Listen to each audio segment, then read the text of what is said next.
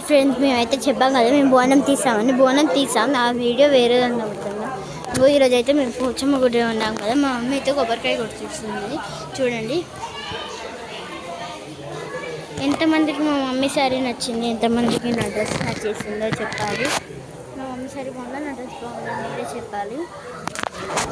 అంతే ఫ్రెండ్స్, ఇంకా మా మమ్మీ వచ్చేసింది. మమ్మీ అయ్యో మమ్మీ అయ్యా జరుగు.